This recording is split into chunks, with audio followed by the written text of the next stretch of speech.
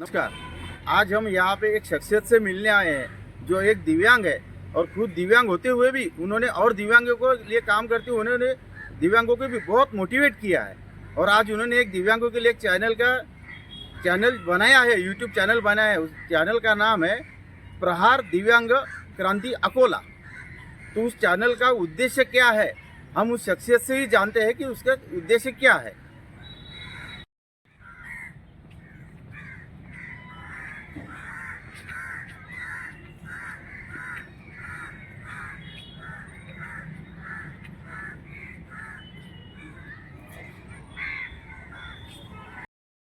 आज हम जिस शख्स से मिलने आए वो अभी हमारे साथ में है। नमस्ते सर। नमस्ते। सर का नाम है मोइन अली। सर अपना ज़रा हमारे जो दर्शक है उनको आपका परिचय ज़रा आप देंगे तो बहुत अच्छा रहेगा। मेरा नाम सैयद मोइन अली और मैं प्रहार अपंग क्रांति संगठन से काम करता हूँ। मेरे पास में प्रहार अपंग क्रांति संस्थे का जिलाध्यक्ष पद है और महाराष्ट्र राज्य कार्यकारिणी सदस्य। अभी सर के साथ उनके कार्यकर्ता भी है, उनका भी परिचय जान लेते हैं। सर मेरा नाम हिदायतुल्लाह खान है, प्रहार क्रांति सेवा संस्था अकोला। सर आपका परिचय? मेरा नाम आसिफ मिर्जा, प्रहार अपन क्रांति संस्था।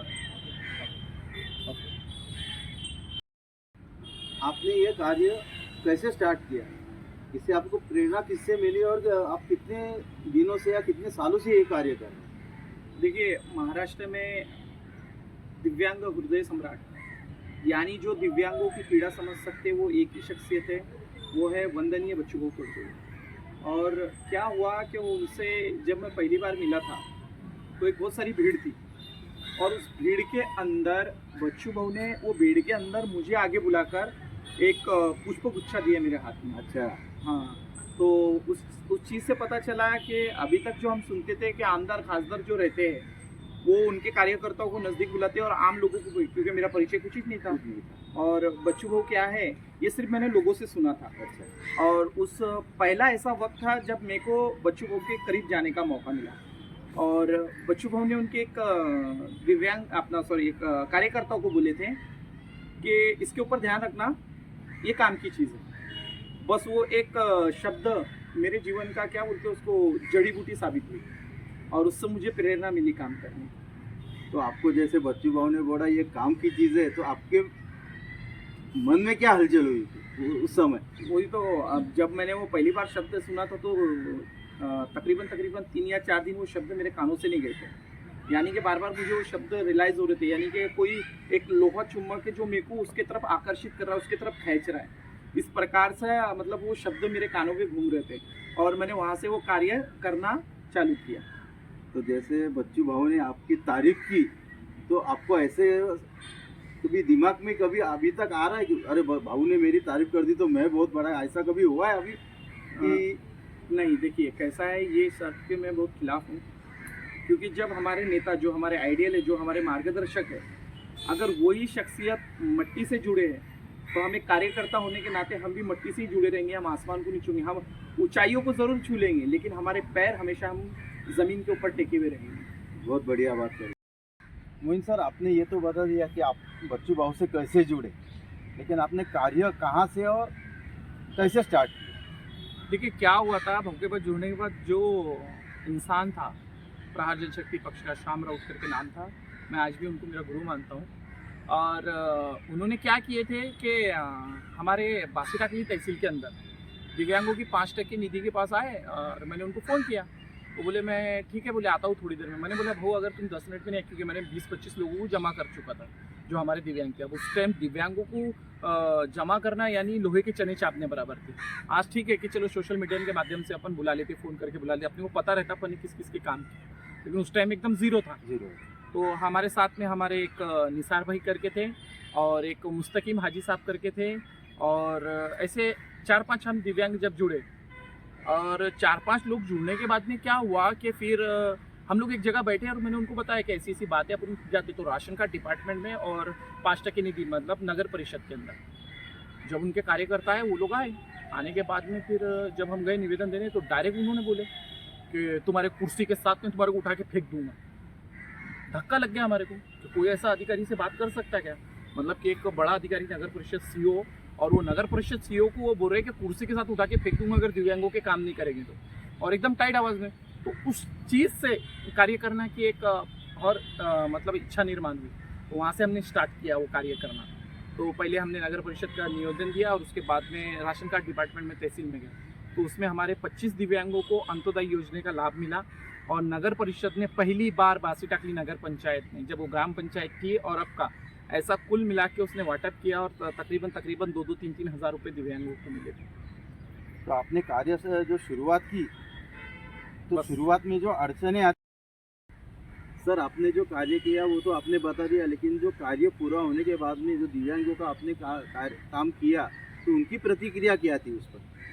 देखिए, जैसे ही मतलब कि वो 25 लोगों को अंत्योदय मिला और पहली बार नगर पंचायत में, तो फिर हमारा पहला जो काम था कि नगर पंचायत के अंदर कितने दिव्यांग हैं, यानी बासी टाकली शहर के अंदर कितने दिव्यांग हैं, तो हमने उनका शोध मुहिम चालू किए।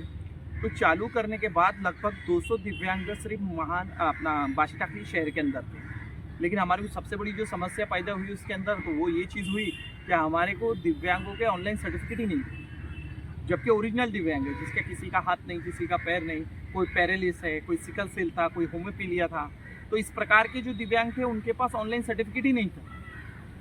तो फिर हमारे को अब फिर और समस्या बढ़ गई। अब फिर हमने पहली बार शासकीय रुग्णालय का रुख किया और हमने ऑटो भर भर के लाना चालू किए लोगों को। मतलब कि हम हर गुरुवार को 15 पेशेंट लेके आते थे, जिसके अंदर मतिमंद भी थे, जिसके अंदर लोकोमोटर भी था, सिकल सेल था। फिर उनके सर्टिफिकेट निकालना हमने स्टार्ट किया। फिर स्टार्ट करते करते क्या हम आगे आगे बढ़ते गए, और आगे आगे बढ़ने के बाद में हम लगभग बासी टाकली के 253 जो खेड़े थे, ग्रामीण क्षेत्र थे जुड़े हुए, वो सभी क्षेत्रों में हम लोग घूमे। उसके अंदर हमने वही चीज़ की कि ग्राम पंचायत का सबसे पहले सर्टिफिकेट बनाओ। सर्टिफिकेट बनाने के बाद में उनका ग्राम पंचायत का निधि वाटअप होता है कि नहीं वो देखो। फिर ऐसा करते करते पहले हमने जो बासी टाकली के 50% हमने काम पूरा मुकम्मल किया अपन जैसा। उसके लिए हमने सर्टिफिकेट सबसे पहले करे, उसमें संजय गांधी की उनकी समस्या जान के लिए, घरकुल की जान के लिए। ऐसा हमारा कारोबार धीरे धीरे आगे बढ़ा। आगे बढ़ते बढ़ते हम पहुँचे अकोला महानगर में, और अकोला महानगर में भी पहुँचे तो वही समस्या फिर से हमारे सामने खड़ी हुई। अब महानगर में जब अगर अपन काम करते हैं तो यहाँ महानगर में काम करने के लिए यहाँ की एक टीम ज़रूरी थी। जैसे ग्रामीण क्षेत्र में जब हम जाते हैं तो एक अगर गांव रहता उसमें 10 या 12 दिव्यांग रहते थे, लेकिन अब ये शहर है और महानगर है, और महानगर की पॉपुलेशन खूब बड़ी है और इसमें दिव्यांगों की ज़्यादा से ज़्यादा हो सकते हैं। तो जब हमने करे तो हमारे के पास में कार्यकर्ता नहीं था। कुछ कार्यकर्ताओं को हमने पकड़े, जिसमें से नज़ीर भाई का एक नाम था, जिसमें सैयद हिदायत का नाम था, जिसमें हमारे बुरा भाई का नाम था, आसिफ मिर्ज़ा करके थे। ये जो जूने कार्यकर्ताओं थे, तो इन कार्यकर्ताओं फिर एक बदरू भाई करके एक हमारे को मिले, फिर एक प्रकाश गटेलवार करके मिले, एक गोपाल करके मिले, एक राहुल मिला हमारे को। फिर ऐसा करते करते हमने क्या किए कि एक संगठन को मजबूत करने के लिए पहले इनको पक्का किए, क्योंकि इनके लिए भी वो अनजान चीज़ थी ना कि क्या करेंगे, कैसा करेंगे, कैसा क्या होगा, क्योंकि इनको चीज़ पे भी अभी पहले पूरा भरोसा नहीं था ना। तो फिर हमने पहले सर्टिफिकेट निकालना चालू किए, फिर लोग इनको पूछने लगे, इनका धन्यवाद करने लगे कि भाई ऐसा भाई वैसा भाई वैसा। तो इन्होंने वो धन्यवाद के लिए मतलब कि इनको वो मोटिवेट मिलना चालू हुआ कि ऐसा ऐसा। फिर जब हमने सर्वे चालू किए तो हमने देखे कि हमारा जब पहला कार्य था तो एक ही घर के अंदर हमारे कुछ 6 अपंग भी थे। अच्छा, जो के मुख बधिर भी थे और कर्ण बधिर भी थे और मतिमंद भी थे, एक ही घर में। अच्छा। और वो घर के अंदर 6 जब दिव्यांग थे तो वहाँ से फिर उनके काम हमने चालू किए। सर्टिफिकेट जाना, बनाना, उसको ऑनलाइन करना और फिर हमको उनको वाटअप करना। तो पहला उपक्रम हमने सबसे पहले यही चीज़ चालू की। उसके बाद में फिर हम आगे बढ़े। आगे बढ़ते बढ़ते फिर हमने देखे कि महानगर पालिका 5% निधि, मतलब उस टाइम 3% था 2017 तक का, 18 तक का, तो 3% भी नहीं दे रही थी। फिर 2018 में 5% हुआ, तो फिर वो 5% भी नहीं दे रही। फिर हमारे को आंदोलन करना पड़ा। फिर एक हमने क्या किया कि एक बड़ा आंदोलन किया, जिसमें महानगर की टीम के जो नए कार्यकर्ता था उनको ले लिया था, क्योंकि उनके लिए वो पहली चीज़ थी। हमारे टाइम वो आए थे और उन्होंने बोले थे कुर्सी उठा के फेंक देंगे, तो मुझे भी मेरे लेवल पे वो करना था। तो हमने कुछ ग्रामीण क्षेत्र के दिव्यांगों ने मिलकर वो आंदोलन किया था, और वो आंदोलन ऐसा किया था कि हमने सुतली आइटम बम रहते ना वो फोड़े थे, क्योंकि एक प्रेरणा मिली थी। मैंने बच्चू बहू का एक आंदोलन देखा था, 7 छोड़ दिए थे बच्चू बहू ने। हमने बोले अपन कुछ ऐसा करते, तो हमने क्या किए कि हमने बम फोड़ डाली, जिसके अंदर बम फोड़ने के बाद में आयुक्त के कैबिन में भी एक हम बम फोड़ दिए। और उसमें आयुक्त लहाने करके एक आयुक्त थे, उस आयुक्त ने फिर दूसरे या तीसरे दिन ठहराव लिया। फिर उसके पहले हमारे ऊपर गुना दाखिल हो गए थे, हमारे को पुलिस स्टेशन में लेके जाया गया, ज़बरदस्ती हमारे को उठाया गया। फिर बहू का वहाँ पे फ़ोन आया, मेरे कार्यकर्ता है छोड़, तो भले ही हम अंदर तो चले गए, लेकिन जाने के बाद में भी एक पल का भी ऐसा एहसास नहीं हो रहा था कि हम गलत काम के लिए गए। हम अच्छे कार्य के लिए गए थे, अच्छे काम के लिए गए थे, दिव्यांगों के हित के लिए गए थे। अगर ऐसे के लिए अगर फांसी भी अगर चढ़ना पड़े तो पीछे नहीं जाएंगे, क्योंकि वो प्रेरणा बच्चू भाव से निकले है ना। तो फिर वो चीज़ करते करते हम आगे आगे बढ़े। फिर महानगर पालिका ने दूसरे या तीसरे दिन में ठहराव लिया। अब ये केस का जब गुना दाखिल हुआ तो गुना दाखिल के टाइम क्या हुआ कि घर पे बहुत बातें सुनना पड़ती है, क्योंकि जब आप कोई ही कार्य करें, अगर सामाजिक कार्यों में अगर जाते हैं तो इंसान पूरे दिल से मन से इसमें लग जाता है। फिर आपके परिवार जो रहते हैं उनका वक्त देना कम होता है, उनसे मिलना कम होता है, क्योंकि आपकी एक धुन लग जाती है। तो वो धुन के अंदर क्या हुआ कि फिर जब हम पहुँचे घर पे तो घर वालों ने बहुत सारी बातें सुनाई, डांटे पापा ने, मम्मी ने। फिर ये डांटने के बाद में ये चीज़ हुई कि सुकून तो यह था और खुशी इस बात की थी कि कुछ गलत काम नहीं किया, किसी के घर पे चोरी नहीं की, किसी के घर पे डाका नहीं डाला, कोई लड़की को छेड़ा नहीं, ऐसे तो कोई कार्य नहीं किए जिससे कि आपको शर्मिंदा महसूस हो। एक अच्छे कार्य ये किए ना कि दिव्यांगों के हक की लड़ाई के लिए जेल में गए। तो 3 दिन तक तो थोड़ा सा लग रहा था कि बहुत सारे लोग गांव में भी बातें, गांव का मतलब है गांव में जब बातें होती तो बहुत सारी बातें होती है, बहुत सारी। हाँ, तो फिर वो बाद में वो जब पहुँचे हम वहाँ पर, पहुँचने के बाद तीसरे दिन महानगर पालिका ने ठहराव लिया और 2,94,000 पहली बार दिव्यांगों को निधि मिला। क्या बात।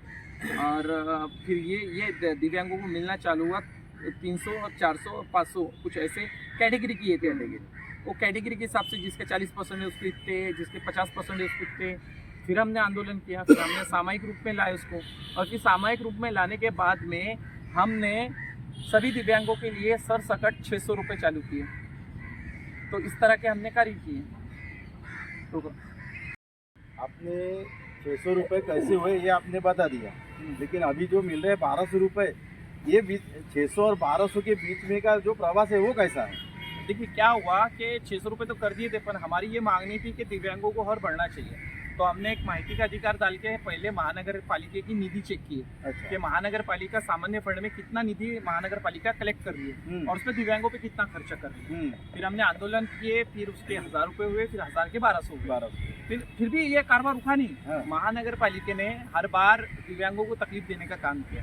तो जब भी दिव्यांगों को कोई हयात के नाम के दाखिले से या कुछ और चीज़ें करने के नाम से महानगर पालिका ने जब त्रास दिया, वहाँ पर प्रहार ने प्रहार करके सिवा रहा नहीं।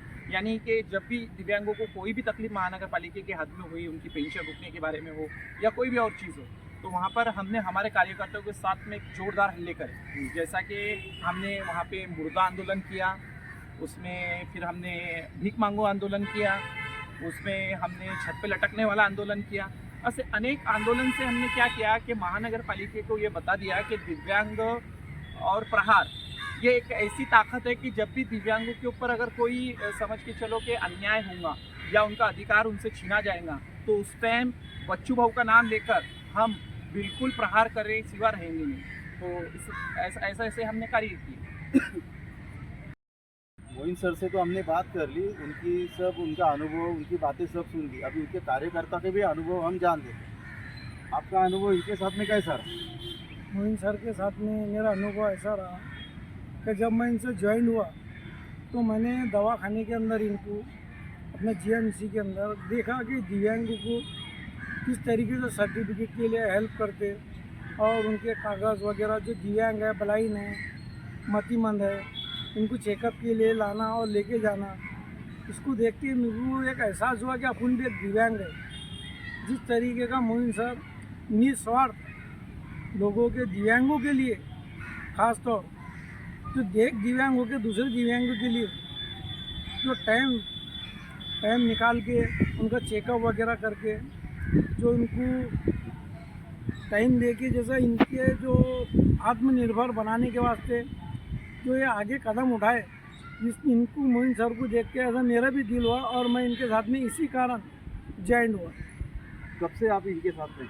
मैं 2019 से मोइन अली सर के साथ में, मतलब आज 6 साल हो गए। 6 साल 6 साल से आप मोइन सर के साथ में मोइन सर के साथ में हैं। खुश है इनके साथ में? बहुत खुश। और जो हमारे दिव्यांग ज़्यादा से ज़्यादा इसके अंदर ज्वाइन हुए, तो जो हमारे काम देख के, मोइन सर के काम देख के ये घर को जाके जो दिव्यांग है, जो चल नहीं सकता, जो देख नहीं सकता, उनके घर को जाके हमने उनके सर्टिफिकेट बनाए। मोइन सर गए, हम गए, पूरी टीम महानगर पालिका के जितने भी ये कार्यकर्ता ज्वाइन हुए, ये मोइन सर के कार्य देख के ही ज्वाइन हुए।